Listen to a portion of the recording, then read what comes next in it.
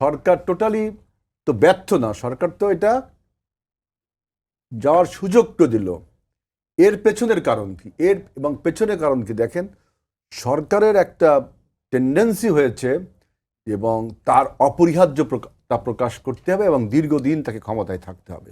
এজন্য তিনি এমন একটা থিওরি দিচ্ছেন যে এক এক সময় এক একটা ন্যারেটিভ জনগণের সামনে ছেড়ে দিচ্ছেন। এতদিন ন্যারেটিভ ছিল সংস্কার, এইসব প্রসঙ্গে আমরা সমস্ত রাজনৈতিক দলগুলো কিন্তু একটা রিজলভ ইস্যুতে এসছি ওই ঐক্যমত কমিশনের সাথে। তারপর দিল স্থানীয় সরকার, তারপরে দিল আপনার বিচার।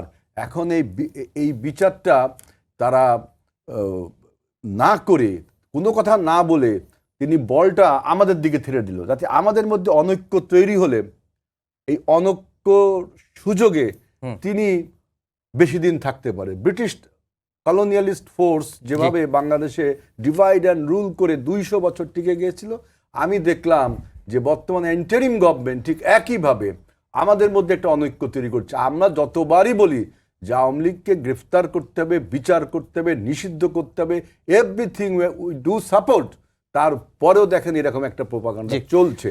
তো সুতরাং আমি মনে করি সরকার আজকে দায়ী আওয়ামী লীগকে রিহ্যাবিলিটেট করা। আপনি দেখেন আইবি রহমানকে যখন গ্রেফতার করে গাজীপুর কাশিমপুর কারাগারে নিয়ে গেল, সেখানে যে একটা ক্রাউড, ছোটোখাটো ক্রাউড হোক আর বড় ক্রাউড জড়ো হলো, সেখানে সরকারের কি কোনো ইন্ধন ছিল না?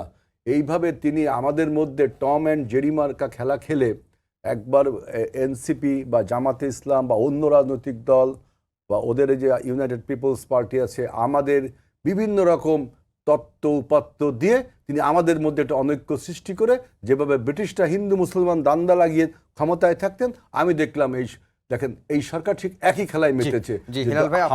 প্রেসিডেন্ট হামিদ চলে গেল আপনার বিমানবন্দরে সবার সামনে তিনজন ছোট র্যাঙ্কের পুলিশ কর্মকর্তাকে সাসপেন্ড করা।